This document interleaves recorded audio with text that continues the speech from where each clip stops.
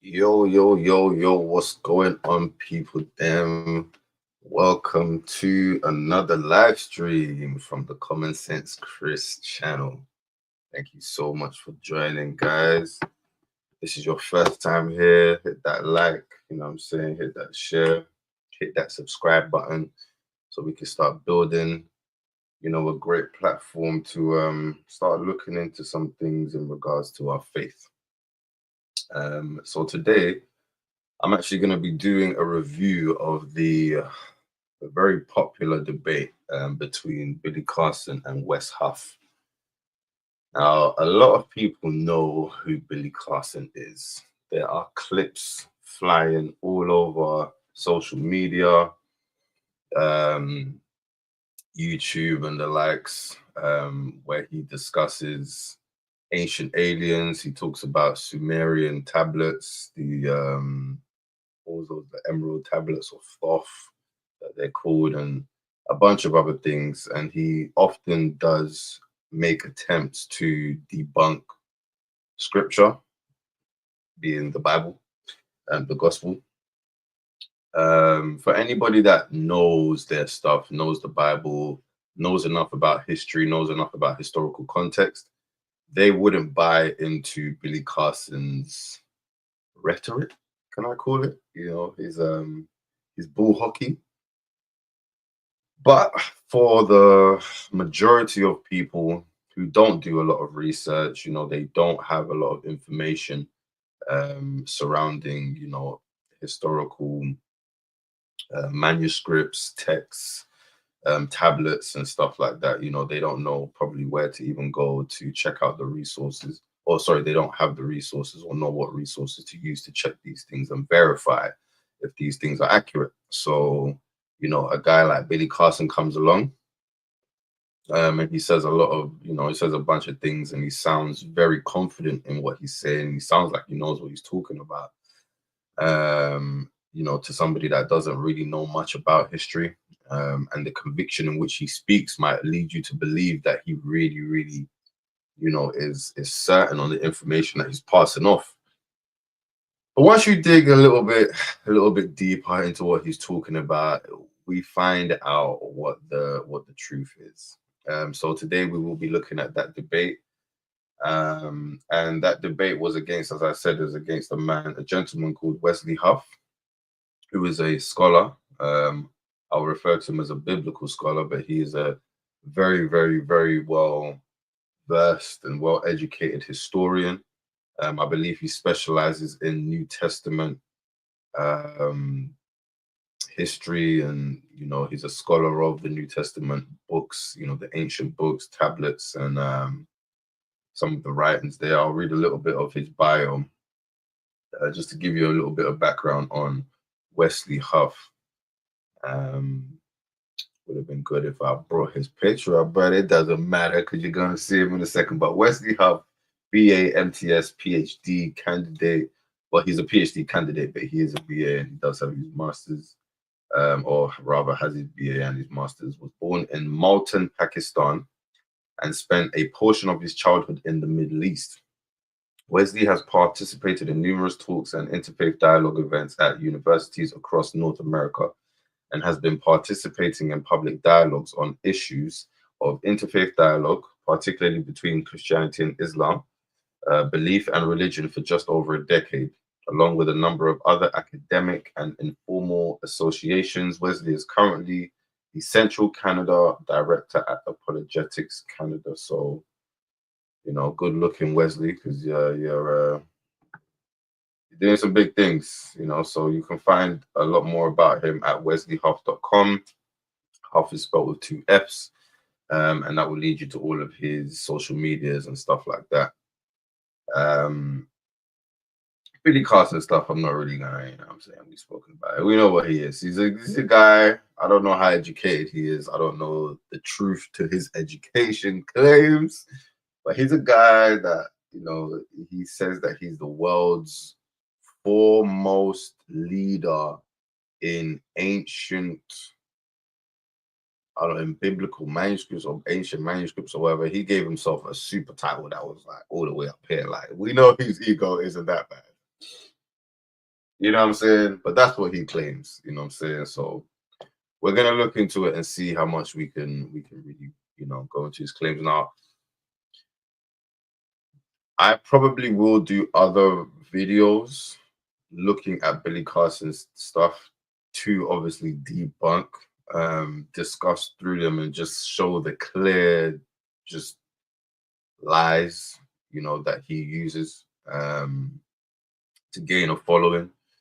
Um, a lot of his following is comes from like this new age movement where people believe that they are God is them, because they carry some atomic particle or something of the God particle. I don't know, so that makes them God in essence or whatever people are thinking. People believing in the Anunnaki as the creators of the world or creators of men or all of these stories where let me just clear this up now. Now, I personally am not a scholar. I am at the beginning of my apologetics journey. So this is my start. This is where, yes, I do have a background in the church, but in terms of studying theology, studying biblical texts and manuscripts, this is the beginning for me. So I'm not going to claim to know a lot about certain things in terms of what it says in the text. For example, Sumerian tablets, and I don't know what it says on those things, but I know if you present those to me, I could explain out how we shouldn't be going down the wrong direction and believing things that we just don't need to be believing. That being said, right, the Anunnaki, for anyone who believes this, because I was watching the Dame Dash uh, podcast the other day, and the Dame Dash was trying to say all this. The Anunnaki did not create men, did not create the world. All right. You want to believe them to be these gods that came from some next planet or plane and came down and taught us this and that. You want to believe that, hey, what I'm saying? Clearly, you must have done your research. What I will say from my understanding is this: there were fallen angels at a time. Yes, there were fallen angels, right? There were the watchers, right? There were heavenly beings, right, that lost their position and were sent down or cast down, or the watchers who were sent down to watch over mankind, but then ended up doing intermingling and all sorts of situations happen. Now, the beings that were created from these fallen angels and whatnot, such as the Nephilim, which were the giants of old, or the I would just categorize them all as Nephilim, but the ones that came down and mated with animals and created like the man's head with the horse body and mermaids and all of these kind of things, which I do believe happened. But where the world has kind of gone, well, where some people in the world have kind of gone left and believe that these are our gods and that these are the ones that created us, and all knowledge came from these things, gods, whatever, small, lowercase gods, by the way, lowercase g. That's all some bullcrap. You know what I'm saying? We was created by God. We were created by Yahweh. You know what I'm saying? The word of God being Yeshua. You know what I'm saying? We'll get into that in a different video, but that's how we were created, right? The fallen angels, watchers, those that came down from the heavenlies and lost their positioning, now operate on the demonic realm, deceiving people into thinking that they were once the gods or they were gods that created the earth and created mankind and did this and did that, leading people to believe that they are the Anunnaki and they are the this and the that's and whatever, man. You know what I'm saying? And people just be thinking it's the same kind of, to me, it's the same kind of deception as people that go to like mediums, psychics, um, want to talk to their dead relatives or find out stuff about the future. So they go to like a medium or a psychic or something. And then the medium or the psychic starts acting like they're talking to some spirit that's talking to them and giving them information. You know what I'm saying? But or sorry, acting like they're talking to that person's dead relative or someone to get this crucial information. These times they're just talking to some random Billy Demon down the road, you know what I'm saying? Just feeding them information from the spirit world. And all spirits have access to all information that we have access to and more. So they're gonna be very, very, very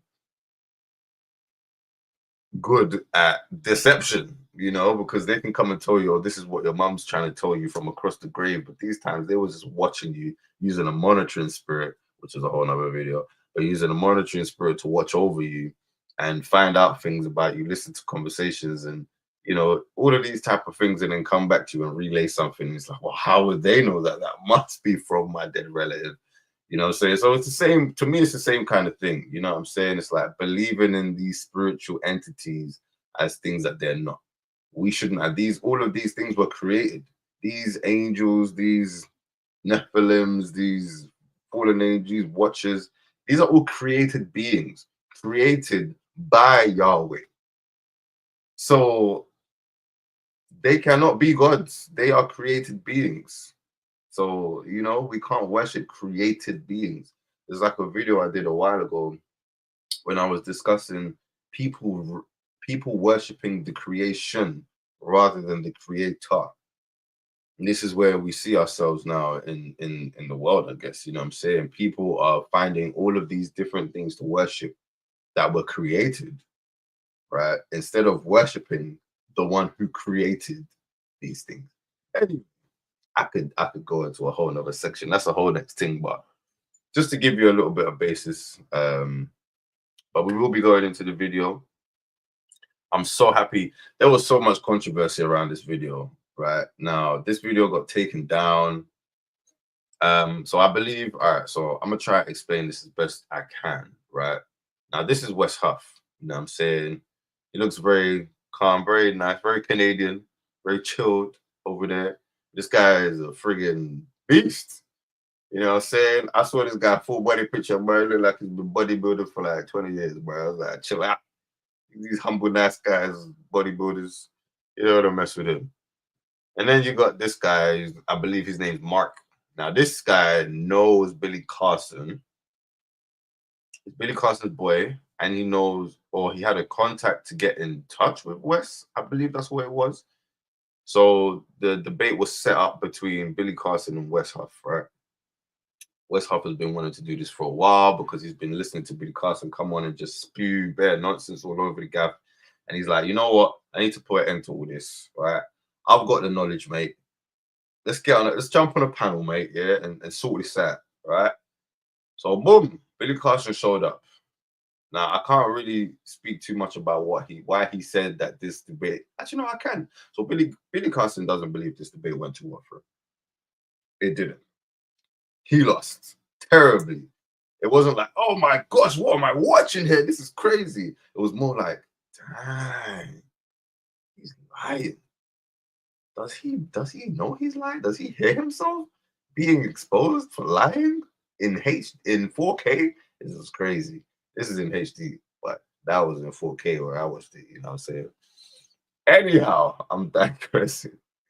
That is the format. We're just gonna start going through this video. I will be skipping through, so we're not just gonna kind of go through the video like that.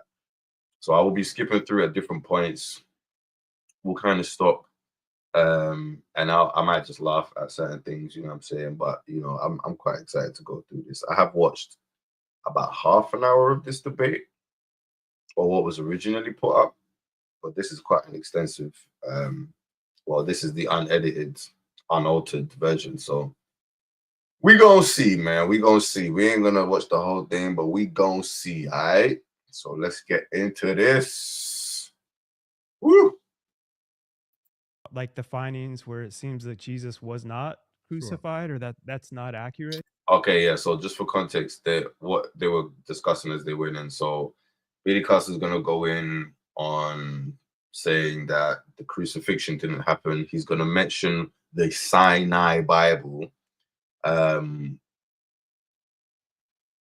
He's gonna mention that and say that this in that Bible,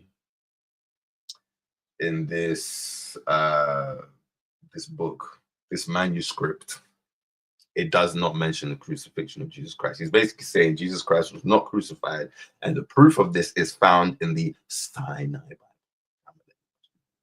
Sure. And in my videos, and if you listen to the podcast, the statement is according to the Sinai Bible. Okay. According to the Sinai Bible, Jesus wasn't crucified in that Bible. That Bible predates the King James Version of the Bible. And the text there actually is about 12 to 14,000 differences between the Sinai Bible and the King James Version of the Bible, which came much later. And then also one of the things that were interesting is that they discovered the book of Jesus' wife, which is at the Harvard I Seminary. just want to put it back. I heard something. I The just want to prophet, touch on. God would have him killed, but I don't think they have any historical evidence, as far as I know, as to what or how or why they believe that. I'm curious for you guys both, and if you want to, I guess, go first, Billy, as to how you came about like the findings where it seems that Jesus was not crucified, or that's not accurate. Sure. And in my videos, and if you listen to the podcast, the statement is according to the Sinai Bible. Okay. According to the Sinai Bible, Jesus wasn't crucified in that Bible. That Bible predates the King James Version of the Bible. And the text there actually is about 12 to 14,000 differences between the Sinai Bible and I the do King feel James like it's Version. irrelevant him mentioning that it predates the King James Version, because obviously Sinai was thousands of years ago. King James Version was the other day. But anyways, that's not accurate. Sure. And in my videos, and if you listen to the podcast, the statement is according to the Sinai Bible. Okay. According to the Sinai Bible, Jesus wasn't crucified in that Bible. That Bible predates the King James Version of the Bible. And the text there actually is about 12 to 14,000 differences between the Sinai Bible and the King James Version of the Bible, which came much later. And then also one of the things that were interesting. Sorry, guys. I'm sorry, King guys. James Version of the Bible. And the text there actually is about 12 to 14,000 differences between the Sinai Bible and the King James Version of the Bible. So just for a little bit more context, when he says that there's any differences in the text, I believe he's talking about textual variants in terms of like maybe minor spelling errors, stuff like that. I don't think that there's any differences in the Codex Sinaiticus, which is the actual name for it in the Sinai Bible, which would distort or change any themes or anything discussed in the manuscript book, which came much later. And then also one of the things that were interesting is that they discovered the book of Jesus' wife, which is at the Harvard Seminary, which according to some scholars, that's a little controversial, but they claim that this is an accurate record that Jesus. Book of Jesus' wife. Who's ever heard of the Book of Jesus' wife? Because honestly, this was the first I heard watching this. By you know, what I'm saying, I'm just may have even been married, which then adds more. If that's true, it adds more to the hypothesis that maybe he wasn't crucified. I just personally believe that Jesus was an amazing human being. I don't think that he was the Son of God in the sense that he's God, but that we're all gods. As he said, ye are gods, and that we're to do greater things in him. And I just personally believe that the return of the Christ is the return of the Christ consciousness. When we can all achieve a certain level of knowledge, wisdom, passion, understanding, empathy, love that he came to this planet with, and we get that in our mind and our conscience, and we can act on that those incredible emotions and that understanding, that the whole world is going to transform instantaneously. And I think at the second coming is the coming of the Christ consciousness to the planet, not a human being flying back to Earth to save people. That's just okay. So very quickly, I'll speak on this. So this is where I was speaking about. He lines with this New Age belief that it's not Christ that's coming back, but it's the Christ consciousness So, all right, well, okay, that doesn't make sense. Christ consciousness coming back. Why would that be better for you than Christ coming back with the consciousness? I'm confused. The Christ consciousness is coming back. But there's already people that operate with the Christ consciousness now. So why would the Christ consciousness be what's returning later if there's already Christians who follow the right way who are operating under the Christ consciousness? Now, I'm only using that term because he said it. That's not my term. But I'm just saying.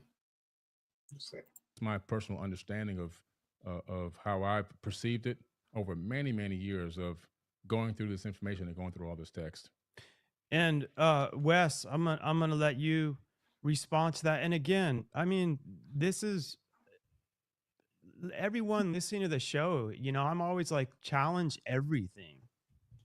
Learn to critically think and continue to come to your conclusions. Even with Jesus, I'm not personally even waiting on that he has to come back to. I already know I'm, like I said, that strength of God. And so I'm gonna skip forward a little bit. So the Mark gentleman, I believe he's he's new in the faith. So he did at a few points, end up giving like his take on what's being discussed. So from time to time, he may just jump in and opinionize, if I can create that word. I don't know if that's already a word, but opinionize, whatever. He's going to drop his opinion a few times. But Wes, go ahead on for what Billy was talking about. I think with a book in the Harvard Museum, and I heard something about Jesus' wife, which that's yeah.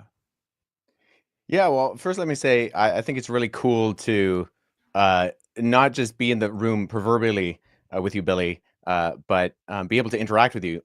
Because I wish I could be there in person. Unfortunately, Toronto, Canada, is a long way away from Florida. It's a little bit of a jaunt. But I really appreciate the fact that you seem to have investigated to a certain degree some of these facts. Do you mind if I ask a clarifying question? Sure. When you say the Sinai Bible, what are you referring to specifically? It's the biblical text that was written. It made it into you can actually look it up. So he's made a claim. The Sinai Bible says XYZ. Wes is now saying, I just want to confirm you're talking about the book. What book are you talking about? Billy now confirms that he is talking about the Sinai Bible, right? Confirms it. But watch what's going to happen after he confirms that he's talking about the Sinai Bible. Watch what this amazing, brilliant Bible scholar does. On Amazon, it's a Bible called, I have a version at home.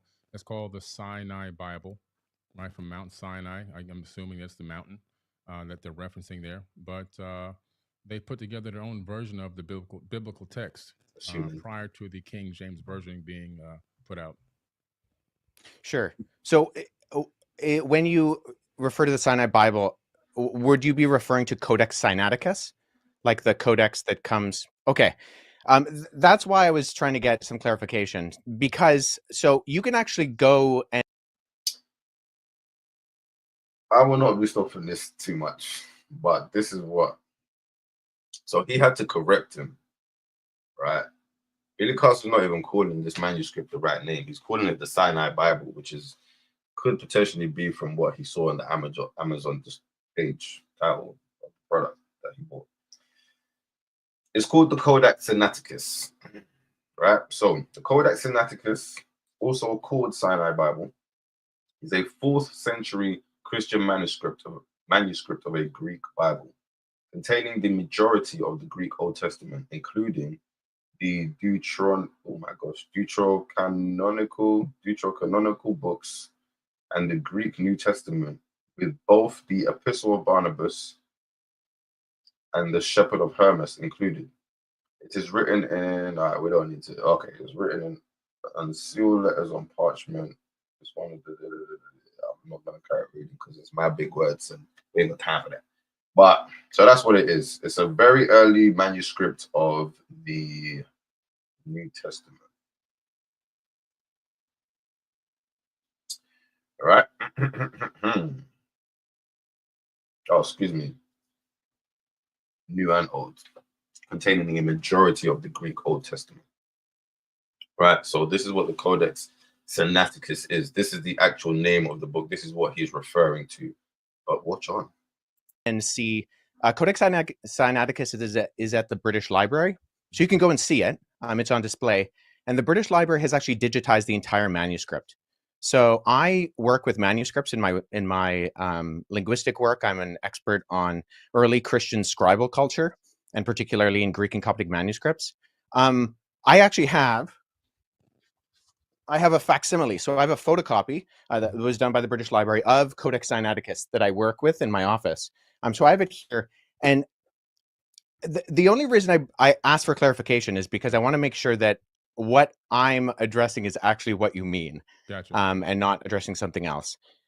Because the Codex Sinaiticus in particular is just it's a 4th century Greek manuscript. Mhm. It comes from approximately between 325 and 350 AD. And its text of the Gospels reads almost identical to the modern Greek text that we develop translations from. So my curiosity is just simply in kind of exploring when you say that it denies the crucifixion or that the crucifixion isn't there. I mean, I can go on right now, Codex Sinaiticus, and I can look up the end of, say, Matthew 27, where it has Jesus being crucified. And that's in Codex Sinaiticus. Now we're about to see Billy go to his phone, and the panic mode is about to kick in. Like, whoa! What am I bugging? Whoa, my gosh, he's proving me wrong. Or the John 19, or any of the other ones. So I think my confusion is that it doesn't read any differently. So actually, are you able to pull up a website with the viewers or listeners or whatever be able to see that right now to make sure I have the version that I'm looking at? While he's pulling that up too. So this is where I feel like this Mark guy dropped the ball a little bit early on, right? Wes has just asked him as the host to pull up a website where I believe he might be trying to refer to read from the Codex Sinaiticus, so that he can show not only Billy, but he can show the whole audience, because many people have seen this. So he can show the whole audience what he's talking about, what he's referring to, and where the accurate information can actually be found, right? The host is so busy trying to think of his own questions, trying to figure out his own thing, that it's almost like he didn't hear that request, and he's just talking about, oh yeah, well, I'll wait for Billy to pull this up. And it's like, yeah, okay, while he pulls it up, you need to pull this thing up on the screen. But yeah, he weren't paying attention. Like I keep saying to all the people that aren't scientists traveling the world and linguists, I don't even know how to pronounce it the right way, like me. Yeah, linguists. What is cyanide? I keep thinking of cyanide, like the cyanide Bible. So Right. is that like a version? So from my own knowledge that I know, like when I really studied all this, what I thought was interesting about the Bible was how many like different eyewitness. I studied C.S. Lewis back in the day, how many different eyewitnesses and stuff there were. And they went on purpose to mention so many other names that they were able to like cross-reference throughout history and throughout those times, from my understanding. And those were different things that I always thought. To around Mount Sinai or... I'm just going to try and skip.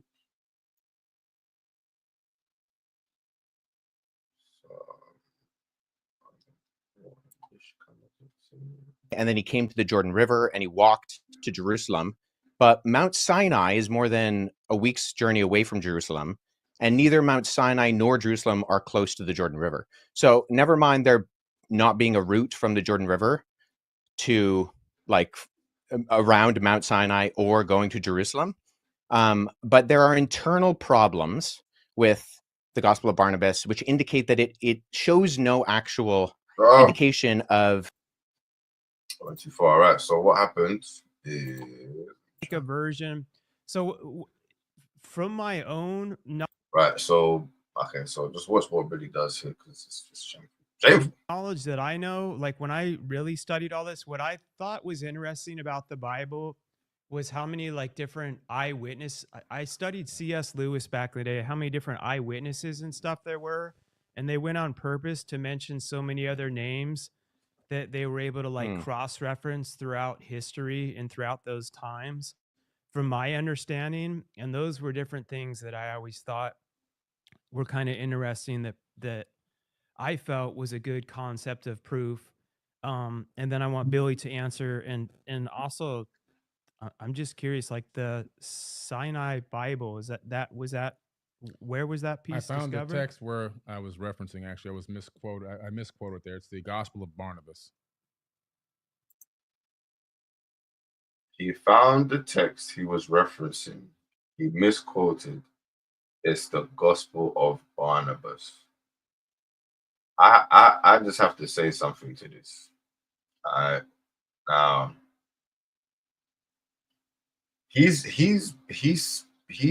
repeated this Sinai Bible in many videos, talking about how the Sinai Bible does not confirm that, you know, Jesus was crucified, right? I've seen it in a few different videos now. He started this video about 5 minutes. He's talking about how the Sinai Bible is proof that the crucifixion of Jesus Christ didn't happen. Wesley Huff let him speak. Let him go on. Even cleared up the real name, which is the Codex Sinaiticus, right? Codex Sinaiticus, excuse me. And then when he questions Billy, like, you sure, like, and then Billy's like, raw, you know what? I was talking about the wrong book, you know. I was talking about the Gospel of Barnabas or something. Bruv. That's not the same thing, blood. I don't even know how you mistake one for the other, fam. You know what I'm saying? It's like saying, the secret is the same as two of Mice and Men. Brother, you can't mistake them books. Two different titles, two different themes. What you want about gays? But let's listen. Let's listen to some more of this Billy guy talks. Anyway. Okay, yeah. Well, so that's good. So let's deal with that too, because I've actually worked with. There are two manuscripts of the Gospel of Barnabas. The Gospel of Barnabas is a really interesting document because it is a known forgery, and so that's why I think it's important to get to these sources. So, at the very start of the Gospel of Barnabas, which we only have two copies of, one is in Italian and one is in Spanish. We see right off the bat that the Gospel of Barnabas, not to be confused with either the Epistle of Barnabas or the Acts of Barnabas, which are two apocryphal documents from the 2nd century, but the Gospel of Barnabas in particular, we know it's a forgery because it does things like in chapter 92, it says that Jesus spent 40 days on Mount Sinai, and then he came to the Jordan River and he walked to Jerusalem. But Mount Sinai is more than a week's journey away from Jerusalem, and neither Mount Sinai nor Jerusalem are close to the Jordan River. So never mind there not being a route from the Jordan River to like around Mount Sinai or going to Jerusalem. But there are internal problems with. I have to say something else here. I don't know if anyone else is watching Billy Carson when West talks. Like he'll be doing, but he'll be like this. Yeah, no, that's right. Yeah, that's true. That's true. He just did it. He just did it. I'm like, bruh, you're supposed to be. Gospel of Barnabas, which we only have two copies of. One is in Italian and one is in Spanish.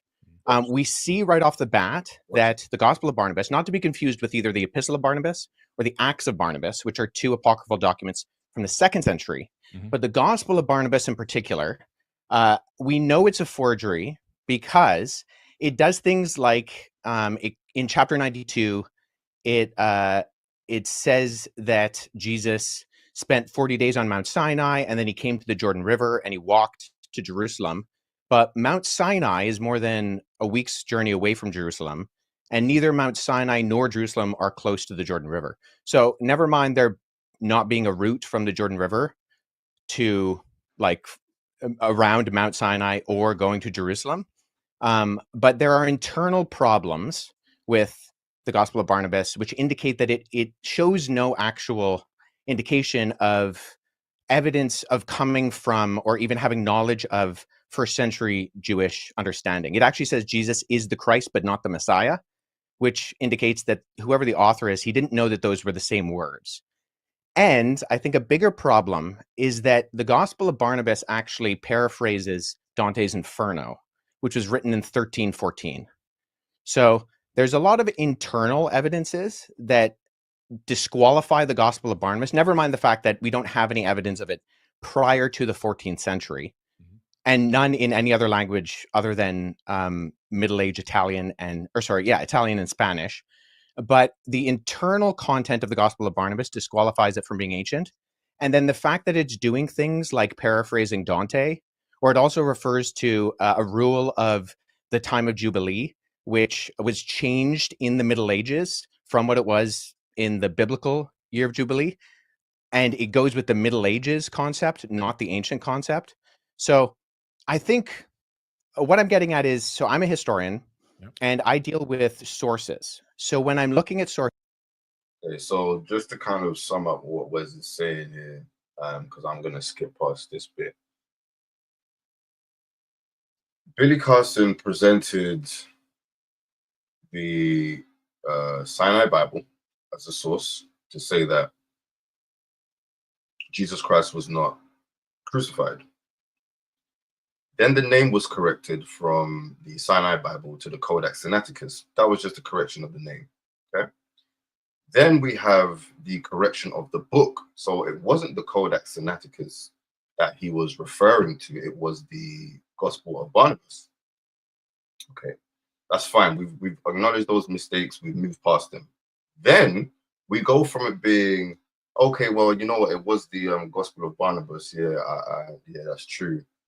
And then once he kind of brings out that the gospel, once Wes, explains the Gospel of Barnabas has enough forgeries that this isn't even a questionable forgery. This is a known forgery amongst scholars. He's just gonna brush straight past it. Like he's not even gonna acknowledge that, okay, well, I was wrong here. He's like, okay, yeah, that makes sense. Anyway, let's talk about Sumerians and Anunnaki. What? But anyway, we'll watch a few more seconds of this, and then I'm going to skip it over to another bit. I want to make sure that I have a methodology by which I approach any type of source. So if there is something that denies the crucifixion, I want to make sure that I'm analyzing it and that the methodology by which I analyze it actually reveals that the content can be accurately tied to the event. So if we're talking about, say, Codex Sinaiticus, that's in the 4th century. Now that is, I would agree with you, Billy, our oldest copy of the Bible in the sense of cover to cover, Genesis to Revelation. So African intelligence, I would love to know how the Bible is a forgery. I would love to know that. Copy of the Bible. Right. The problem is that we have individual copies of all 4 Gospels going back hundreds of years before Codex Sinaiticus. So I have a facsimile behind me of P66. This is a late 2nd century copy of the Gospel of John. I work with this particular manuscript. I can just show the screen right here. This is an almost complete copy of the Gospel of John. And it Is that the has the papyrus crucifixion. by any chance? Yeah, so papyrus is just the what it's made out of. So I got that from ChatGPT, by the way. Yeah, Sorry, so guys, I'm just I trying can to sound actually smart for a second. I have that papyrus. Okay. So just to answer this person in the chat. So let's see. This guy seems to believe that the Bible is a forgery. Apparently, West Huff is an opportunist. Well, this is what we're looking at. So West Huff, I'm not sure if you know who he is, but he's a scholar. And yes, he's a Bible scholar, but he's also a scholar of historical text. And he explains in this video how we can have manuscripts, we can have tablets, and we can date them. You know, we can verify their truth or the claim that they're true. But we also have to, you know, cross-reference, you know, historical text. Now, when you have historians who were atheists, agnostics, people that did not necessarily believe in the divinity of Christ or in the Trinity at all, and their accounts are lining up with Scripture, when you have a majority of the accounts found, right, that line, or if not all of the accounts found that line up with the text that you have, like the Codex Sinaiticus, this is how you can determine whether a text is accurate or not. And there's many other tests that biblical scholars and that scholars have to go through, and even us, just as people who kind of are studying the word, to verify, you know, the text. But you know, that's how we know it's not a forgery, as Christians, or as even people that don't acclaim to the faith, but they still say that there is undeniable proof that not only that the crucifixion happened, that Jesus Christ lived and died and rose. Maybe they didn't say he rose, but you know, say I'm gonna throw that in there. But we're gonna carry on. I ain't gonna let you distract me. We're gonna carry on. Oh, that's I'm gonna skip it Yeah. forward though, Respect because that. So let's go into the Old Testament a little bit. yeah, we're gonna go into the Old Testament. That's Agreed upon by not just the vast majority of scholarship, but I don't know anybody in the field of papyrology, paleography, historiography who actually refers to these documents as being legitimate. That's fair enough. That's I can respect that. So let's go into the Old Testament a little bit. Predominantly, from my research, I discovered that a lot of information from the Enuma Elish and the Seven Tablets of Creation is a lot of the in Genesis, a lot of the creation story that comes into Genesis. Not all of it, but because obviously it's a smaller Genesis is a much smaller version of a much bigger story. But it's literally almost word for word from the Enuma Elish and the Seven Tablets of Creation. The Epic of Atrahasis as well is also there in the Old Testament. Several other tablets as well, Code of Hammurabi and a few others have made it into that text. Sumerian cylinder scrolls that talk about the creation story. I don't believe that there's any definitive evidence to show that the Bible has been copied from the Emerald tablets. I believe that's an outright lie. I believe that's an outright lie. You know, if anything, I feel like stories of old, from old cultures, would usually take from biblical text and then try to kind of move the story around, change characters, kind of, you know, make it like a sci-fi new age version of the story that they heard. You know what I'm saying? And like I was discussing at the beginning, right? We have to remember that a lot of what some people believe to be, I don't know who the guys were in this Emerald Tablet, Thoth and all them, man, all these Anunnakis or Watchers or whatever they are, you know what I'm saying? These people are fallen angels. These people are the Nephilim, you know what I'm saying? They have the information enough so that they can say, you know what, we are the ones that want these people to worship us. We do not want humans to worship God. We want humans to worship us. That's why we fell in the first place. We had that pride. We wanted to be worshipped, right? So we're not just gonna come out and just be like, yeah, guys, you know what I'm saying? We disobeyed God. God didn't like us no more. He threw us out, you know what I'm saying? So we're gonna start our own thing. Can you follow us? No, who's really gonna do that? What he's done is he's created a story which is extremely similar to the original story, and then, or what he's done, what they've done, I guess. And they've come down now and they've started to deceive people. They've started to tell people these stories. There are people that want to conjure up spirits, start to conjure up these spirits, and then have conversations with these fallen angels that they believe is some random god or some random demon or something, some next spirit that guides them. And then these deceptive spirits are just telling them mad stories. That's where all of these extensions of like faiths come from and all that's like. You get Jehovah's Witness in that because this guy thought he had some kind of revelations from something, I don't know. Oh crap. Then you got Islam because this guy thought he had a revelation from some next thing. Oh crap. They're just being lied to by spirits. You know what I'm saying? And they feel so empowered by their lie that they want to bring others into the lie. You know what I'm saying? And they want to spread it to others. And that's how cults start. And then you get followings of all of these cults that make no sense. There's no actual there's no, you can't verify none of these stories. There's nothing that will verify. There's nothing that these stories stand on. There's no basis for these stories. There's no historical basis for these stories, right? When you look at these stories and you start to say, all right, let's look at the date origins of these stories, all right? And you really start to unpack, you know what I'm saying, what the people were in that time were believing specific to that society and what was going on around the world at that time, and how easy it was for people to come in and, you know, deceive other people with these supernatural stories and stuff like that. You know, it just starts to make you like, rah, like the devil is really hard at work. Like, you know what I'm saying? People be like, yo, you know, you got the emerald tablets of Huff though. Like, don't you believe in it? Nah, bro. I don't believe in that, bro.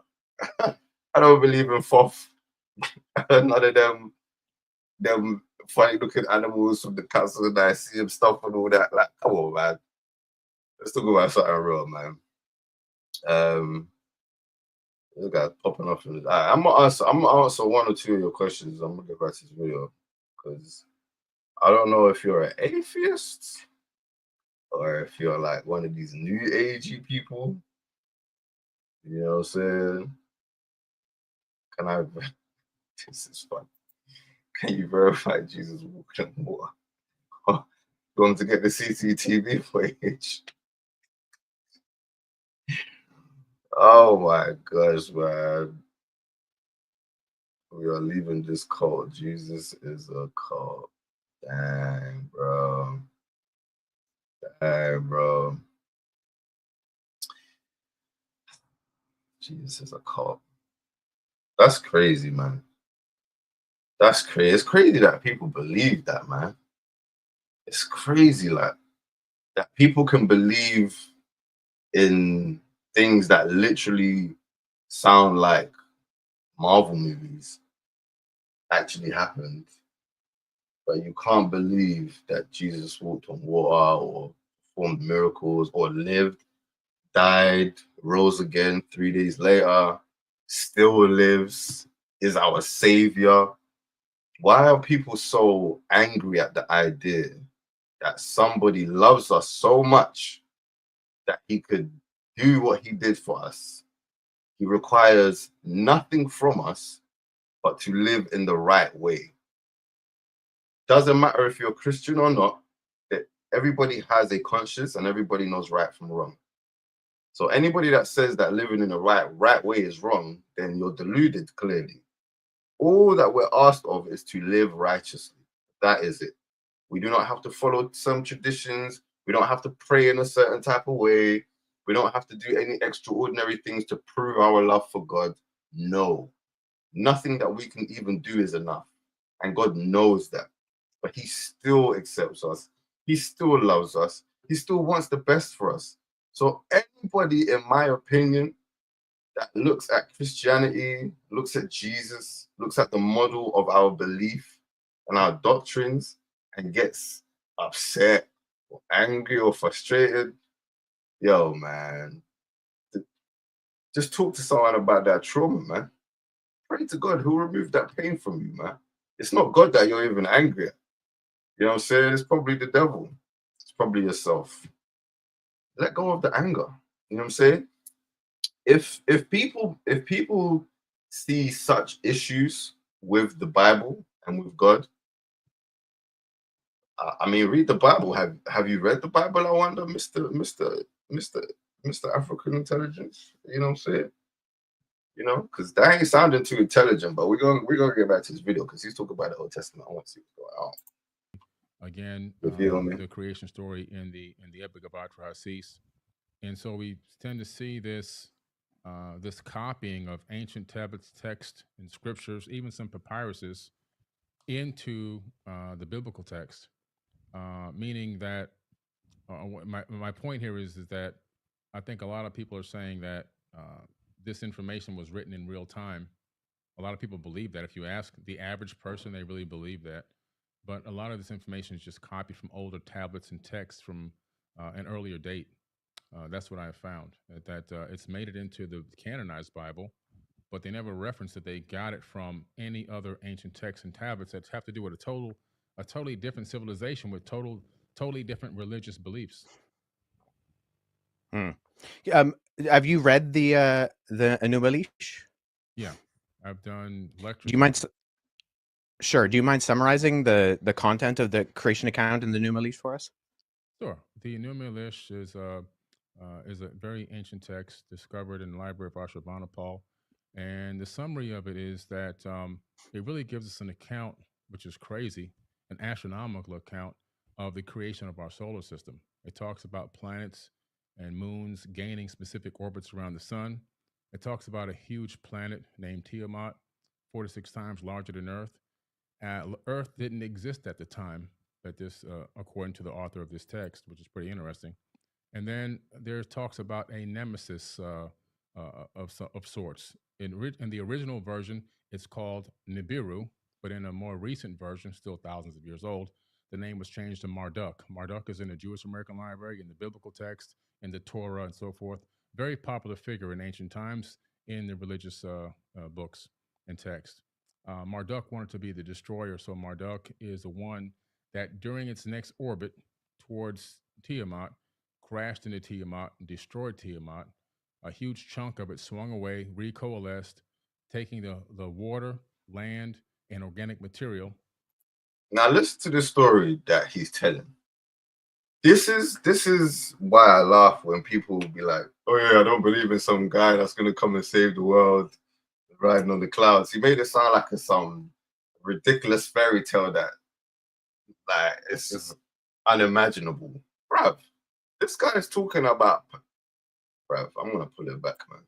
This guy's on a jolting. Of sorts. In the original version, it's called Nibiru, but in a more recent version, still thousands of years old, the name was changed to Marduk. Marduk is in the Jewish American Library, in the biblical text, in the Torah, and so forth.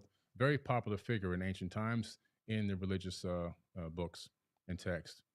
Marduk wanted to be the destroyer, so Marduk is the one that during its next orbit towards Tiamat crashed into Tiamat and destroyed Tiamat. A huge chunk of it swung away, recoalesced, taking the water, land, and organic material, which basically. So one planet had the mind to crash into another planet as if this was like an intended attack. And then the one planet that won this battle took natural resources from the other planet. Like, try to see this in an animation. This would take some creativity to make in an animation, like, because you're personifying planets. They're acting as humans or as some kind of beings that can take things from something else. You know what I mean? Because it got injured. It's like you saying that you injured someone or you beat someone, and then you took what they had on them. Okay, as humans, we can see that you have hands you can take, but how does a planet? I don't know. Maybe I'm bugging, man. Maybe I'll be bugging, yeah. No. Let me let this recoalesce as our planet here, Earth, and the rest of it broke up into pieces. Some of it turned into the asteroid belt. Excuse me. Other parts of it were thrown towards the sun, and some were thrown towards the inner Oort cloud, towards the outer edge of the solar system.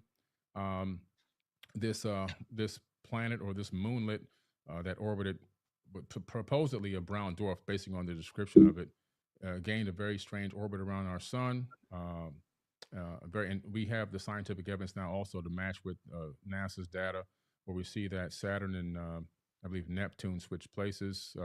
Uranus is flipped on its side, and that's more evidence that something came. Damn, English also, this guy. and they come to terms, but that doesn't mean they're going I mean, does he even believe what he and said? copied over into the biblical text.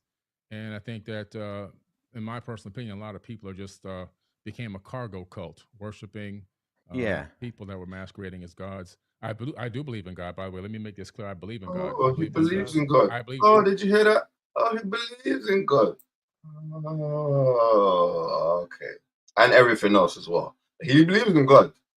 And then the Anunnaki man as well. I'm just throwing it out there. There are parallel stories that you see in the Bible, even the Tower of Babel incident, and many other crazy stories that are in the Bible. You can find a lot of those true stories in the ancient text, like the Epic of Gilgamesh, where you can find the true story of Noah. They found the Noah tablet to give him instructions on how to build the ark. It wasn't a big boat; it was a round disc that he built with sections cut up on the inside like a pie. That was discovered about 4 or 5 years ago. I believe it's at the British Museum now. So there's a lot of text that's just been covered and copied over into the biblical text.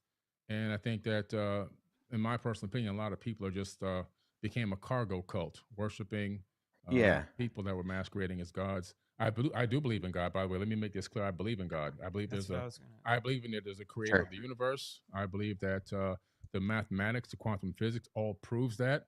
The fact that we're here, I believe this universe is imbued with a divine energy and a divine spark that lives inside of all of us. I just don't believe that the God of the Bible is truly the creator of the universe. I don't think that God needs money. I don't think that God needs. Sure. Do you mind if I just jump in here for a second? Because I think we've kind of gone on from the original question. I appreciate that. I do have a few issues with your summary, although I think I have read the Akkadian version. My Akkadian's not great, but I sat down with a Syriologist friend and we walked through it a couple of years ago. So I think that there are components of what you said that I would say are in there. I'm not sure it's the best summary. Nonetheless, okay, going with what you said that there were like verbatim parallels with the biblical creation story.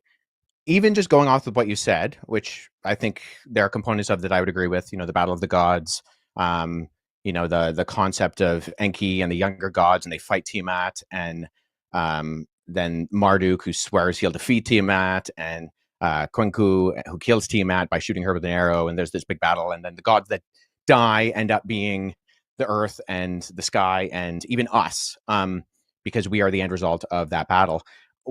I'm just curious, when you say that there are not just parallels, but there's actual copying, looking at Genesis chapter 1 and 2, where the creation story is summarized in the Bible, what are the actual kind of parallels there that you're looking to? Because as someone who's read both, I not only do I not find parallels, I actually, and this is the majority of ancient Near Eastern scholarship with me, think that Genesis chapter 1 is actually an apologetic against documents like the Enuma Elish. So what are the parallels there? Separated the waters from the waters, for example. That's in the Enuma Elish, and that's also in the biblical text. So where he's claiming that there is like exact parallels between the Enuma Elish or whatever that's called in the Bible, that claim means that something that's said here is something that's said here as well, and means the same thing, holds the same weight in terms of the message or theme, right? When asked what were those parallels, he said, oh, where it says about separating the waters in the creation story, I'm assuming. I'm thinking, all right, I mean, okay, that's a parallel. Says that in there, but how? Okay, is that it?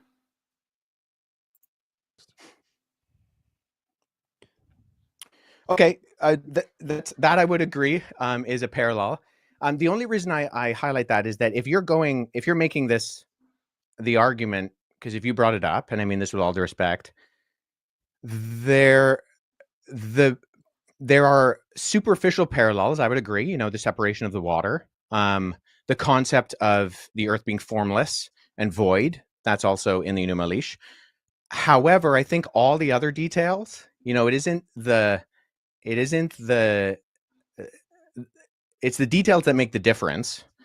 And if we're looking at not the superficial crossovers, but the actual themes and concepts of what it's saying, you don't have a creation within 7 days. You don't. Bible's not going to take the Enuma Elish and put it into the.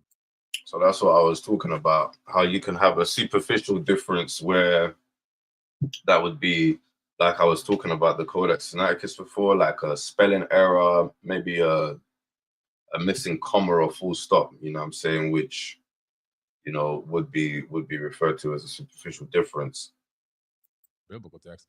There's certain words that they utilize that let me know that they copied it from that text. Like, for So example, what But it doesn't change the theme or message. words? separating the water from the waters, the void, the earth being void.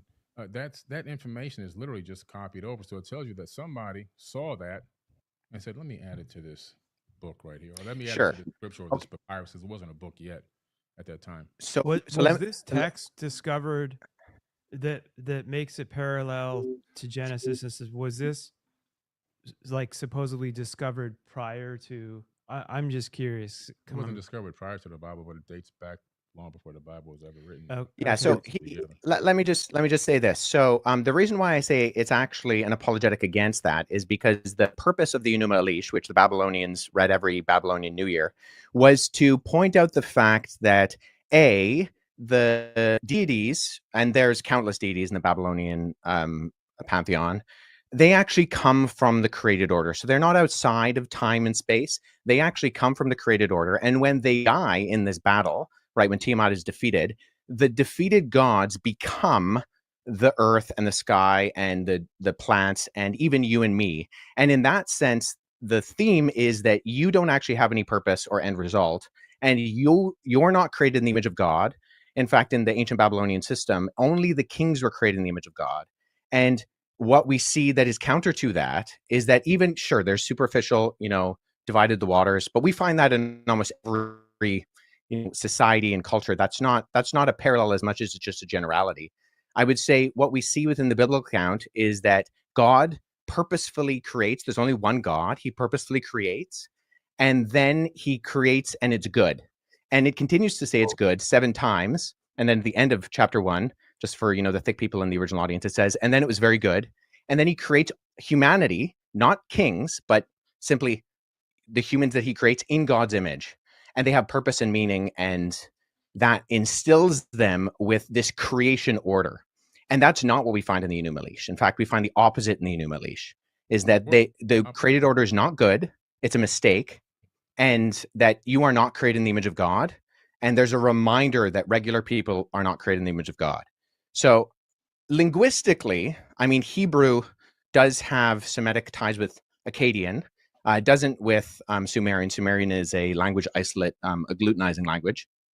And remember, Sumerian is a language that Billy Carson claims to be able to read quite well. There are scholars out here that do their thing that are saying, yeah, man can't read that. Not just because it's hard for me, but this language it's like it wasn't even designed for anyone else other than the man Sumerian to read.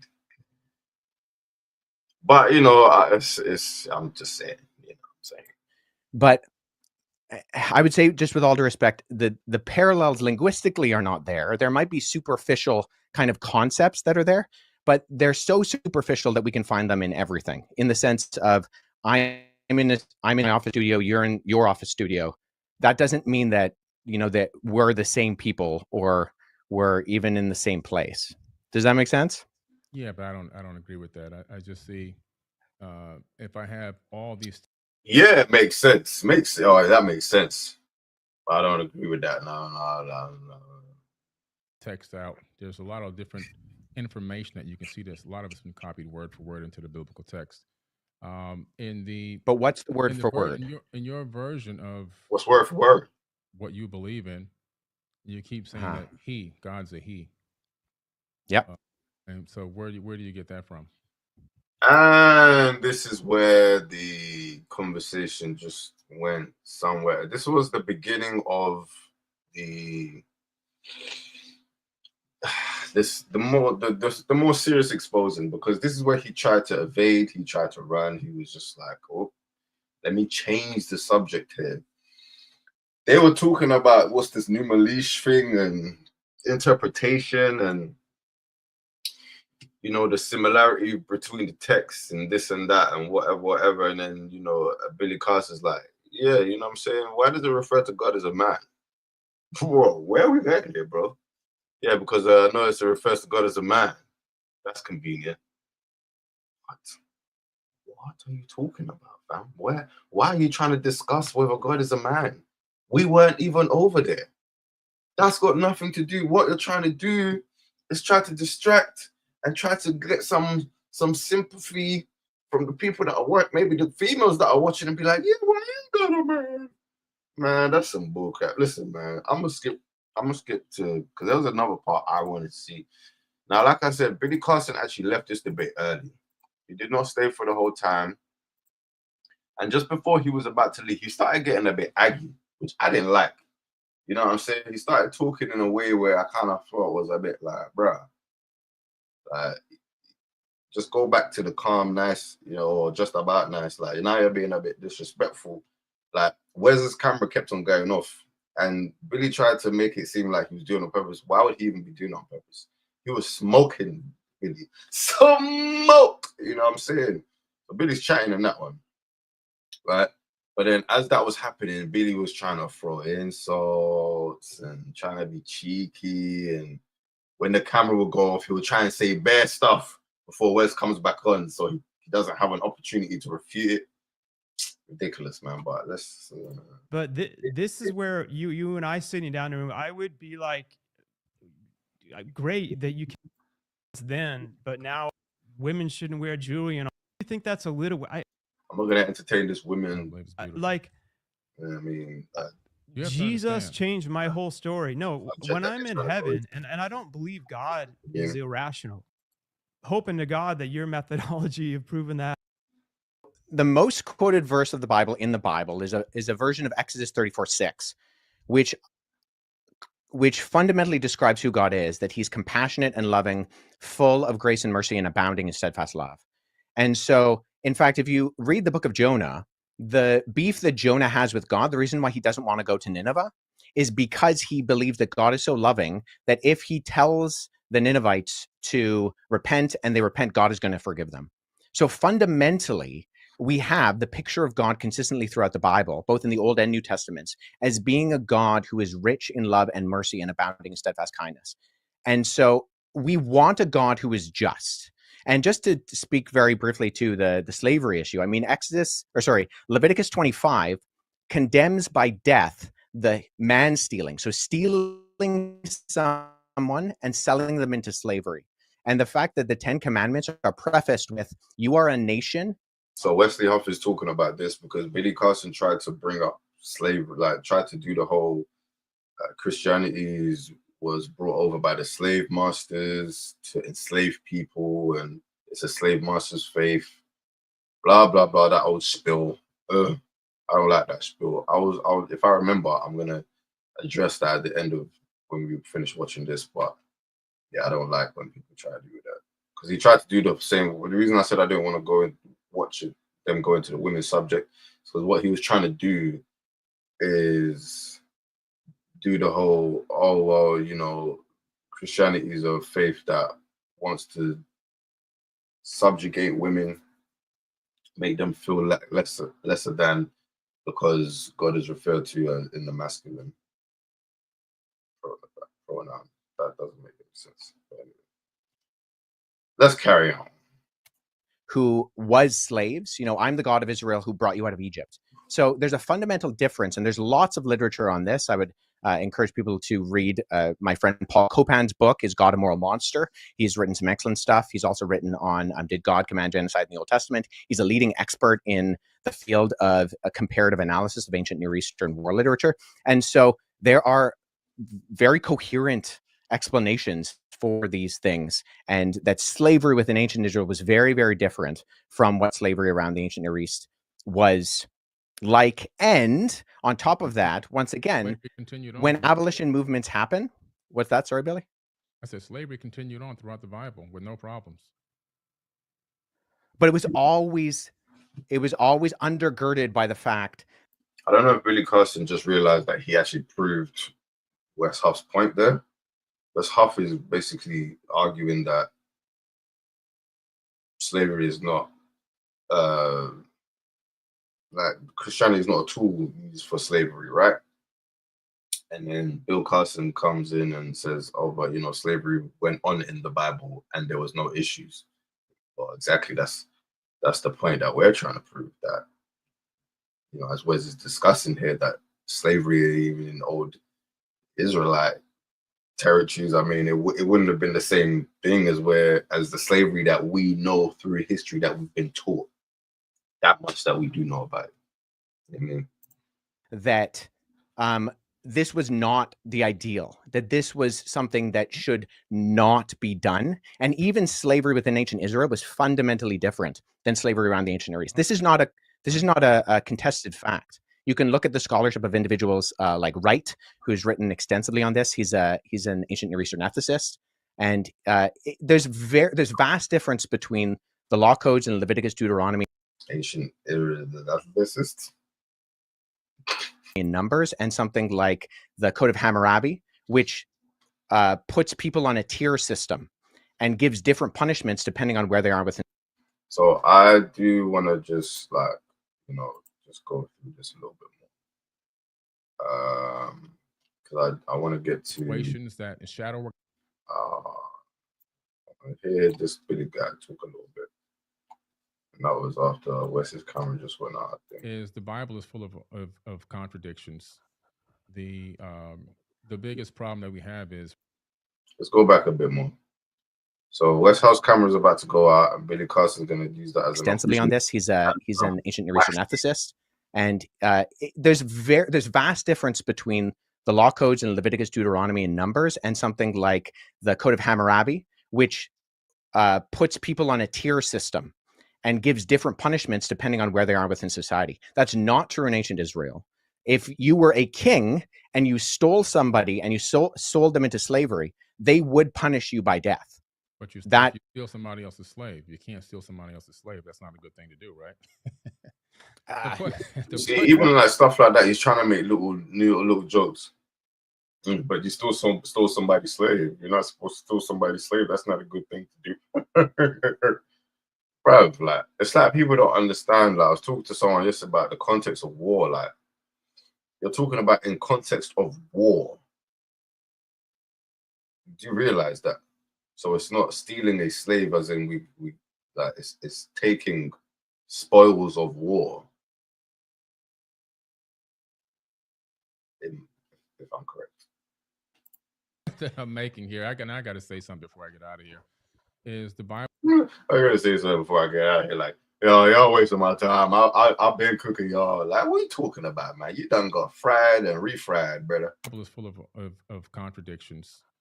The biggest problem that we have is we're dealing with a civilization on this planet that is psychologically impaired. Human beings are psychologically impaired. This entire planet.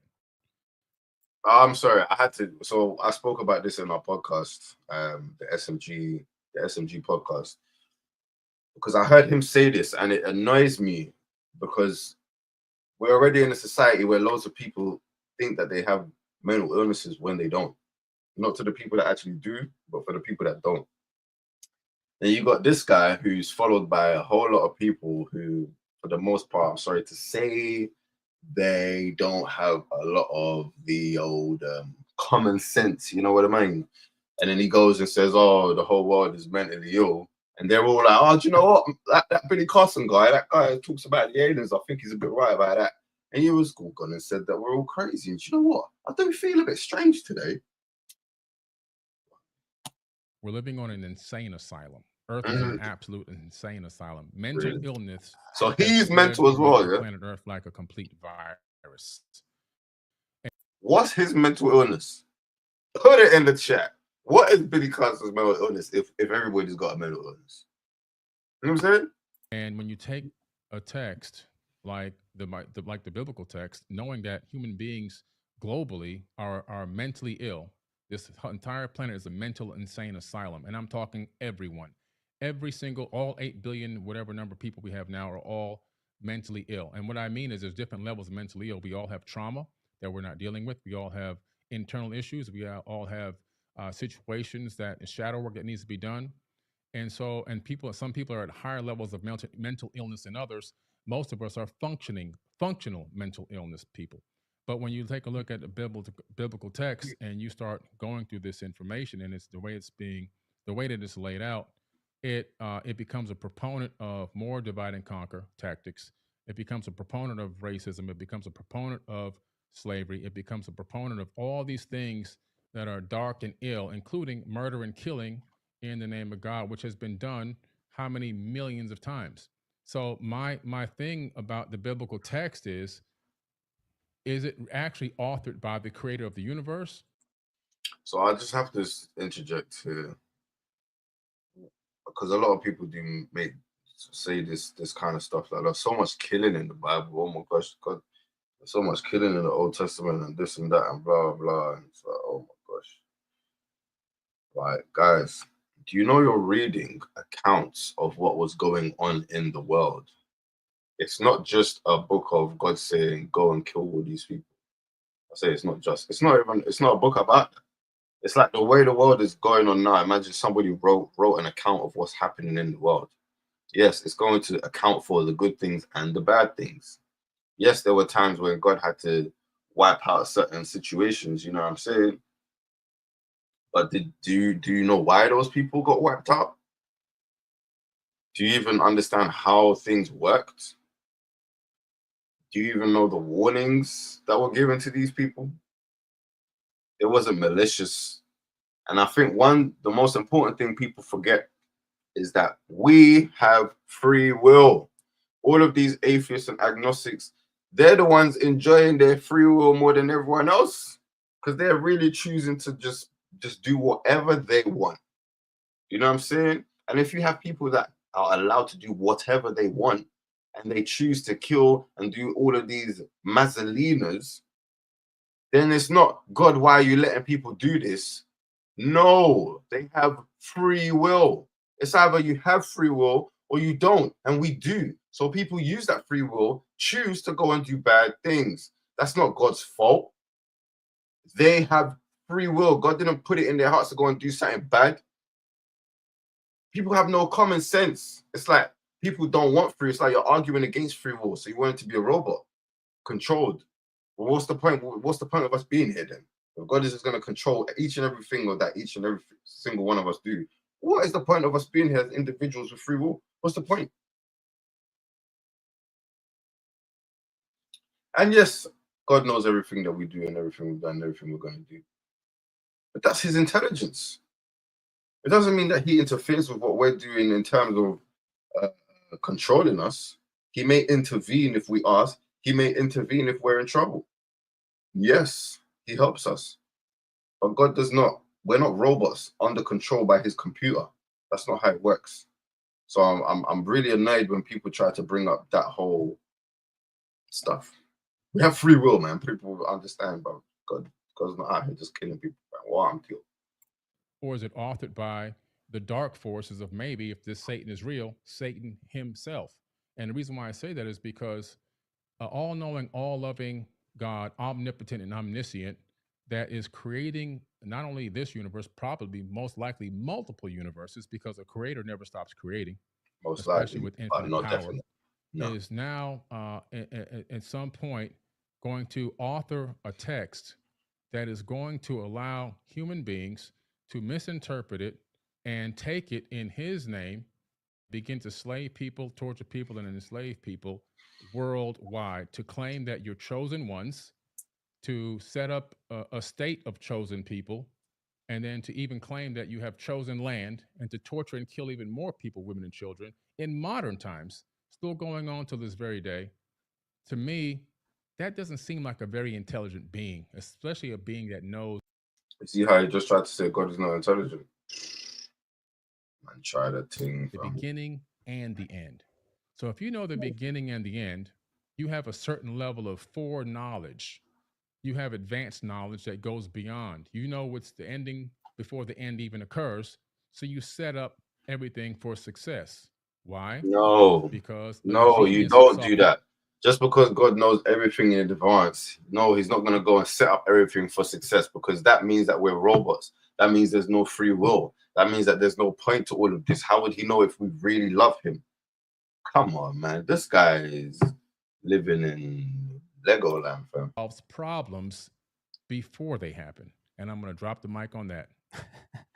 with some, You see how you dropped the mic when Wes's camera was off? And Wes has just come back on now. He's running. Look how quick Billy Carson's going to move out of this place, blood. Look how quick he's going to move.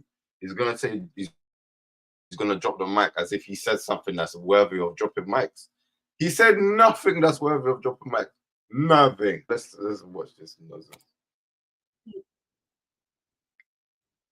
So if you know the beginning and the end, you have a certain level of foreknowledge. You have advanced knowledge that goes beyond. You know what's the ending before the end even occurs. So you set up everything for success. Why? Because a genius solves problems before they happen. And I'm going to drop the mic on that. with some of that too, I think came back on. Yeah. I gotta get to this meeting. Yeah, Gotta get to this there's old stuff that it's hard to comprehend, but Gotta get the outta thing that again continued to change my life was Hey, yo, Mark, Jesus, and come the out, core man. of it Mark, come was out.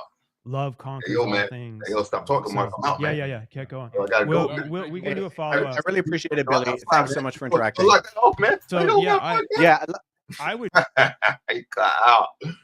He cut out, blood. He cut out. Oh my gosh. Billy Carson, boy. So I'm gonna touch on that slavery thing. There was something that he said right at the end about a genius solves the problems before there's a problem, or before the problem happens, or something like that. Again, we're not robots, guys. We are not robots. God did not make us as robots. He gave us free will. That means He has allowed us to do what we want to do. He has given us the right path. He showed us the right path and said, this is the right path. And He showed us the wrong path and said, this is the wrong path. But I'm going to let you choose what you want to do, because I love you so much. I want you to have that free will. And I want to see if you will show me that love without me having to make you. So yes, God is a genius. And yes, He does know what bad will come before it comes. But don't be stupid enough to think that God doesn't stop bad things from happening. We do not see half of the things that God saves us from. Right now, as I'm speaking, God is saving us from things going on around us in the spiritual realm, and maybe even in the physical realm that we are not aware of, we will not be aware of, we would not ever be aware of. You know what I'm saying? That's how God works. You understand what I'm saying? So it will be very arrogant of us to think we're just floating through life with no issues, you know what I'm saying, based off of the merit of our luck or what. No. Things happen. God just handles it, sometimes without us knowing. That's how it goes. Sometimes with us knowing. Sometimes we need to request that. You know what I'm saying? But we have free will. That's just speaking on that whole genius comment that he tried to make. Before I close, you know what I'm saying, it's been a great live stream. You know, thanks so much for, everyone who's tuned in and who is going to tune in and, like, share, subscribe, you know what I'm saying, show support to the channel. I really want to make this channel grow, because I want to really bring some common sense to some issues that I see in the faith, or just in how the faith is represented online, on the streets, you know what I'm saying. Eventually, get into conversations with some people and, really, really hash some things out just to kind of get an understanding. So for me, I'll be learning along this journey, and, obviously, definitely the quality will improve, you know what I'm saying. I'm going to upgrade the equipment and all of that stuff. So, it looks good. I kind of just wanted to get some practice hours in first, you know what I'm saying, with this live streaming, because this is technically like my fourth actual live stream ever.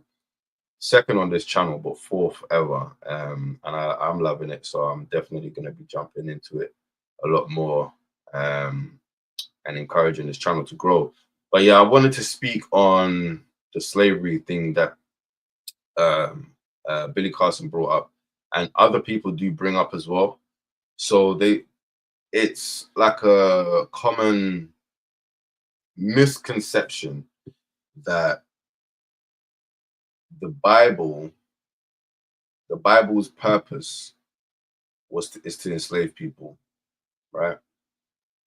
Now, I am not denying that there are some people, organizations, or groups who have used the Bible and other even religious texts, but we're talking about the Bible. So I'm not denying that there are groups that have used the Bible to deceive people that couldn't read the language that that Bible was written in. So, for example, if you have the Bible in English and you have missionaries going over to an island off the coast of Africa somewhere, I only use Africa because I'm off the coast of Africa somewhere, right? And they've gone to go do this missionary work. They know none of the people that speak or read or write English, right? They go over there and they find a translator, or they manage to somehow a translator comes about, right? And they go to the people and they gather the people around and they, speak, let the translator translate, and they say, you don't want to speak to us about Jesus Christ, and they want to speak to us about the good news and about salvation. And they say all of these things that are the things that they're supposed to say. But then they start saying things that may not necessarily be in the Bible, or maybe saying things that are not exactly how it's supposed to be read. And that is where the evil comes in. There are certain verses that I guess they used to use predominantly in the slave trade, where it speaks of servants being good servants to their masters, but they probably didn't read the part about masters being very, very, very good masters to their servants and treating them accordingly, treating them well. Those were probably left out. So yeah, there's no denial that people, bad people or people with bad intentions have used the Bible in a bad way. I'm not denying that, but that's not the intent of the Bible. There's no way that is the intent of the Bible. You know what I'm saying?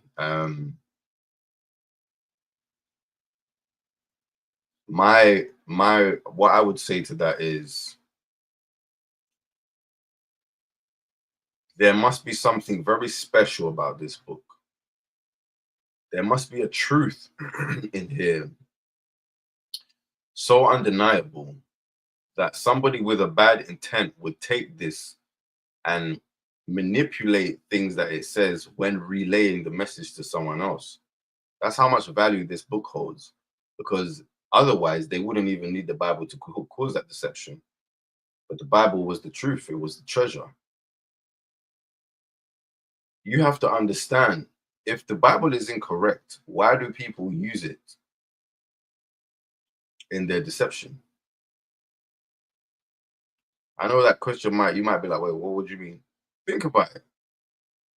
If the Bible is incorrect, if there's no truth in the Bible, I wouldn't need to change the words of the Bible to relay it to you, to lie to you. I could just read what the Bible says verbatim, and then that would be the deceit, right? But that's not the case. They look at the Bible, they see what it really says, then they change what it really says to suit them, and then relay it. That means what was in there is actually the truth. This is the good news. But someone with a bad intention has come along and said, I need to deceive some people. So I'm just going to spread my message mix it along with these words that are definitely the truth. But you know how they say that, the best lies are mixed in with the truth. So they take the truth, which is the good news, the book, the Bible, the gospel, and they mix it with some of their own doctrines or lies or intentions, and then create, this premise that, oh, the Bible is corrupted, or the Bible is to enslave you.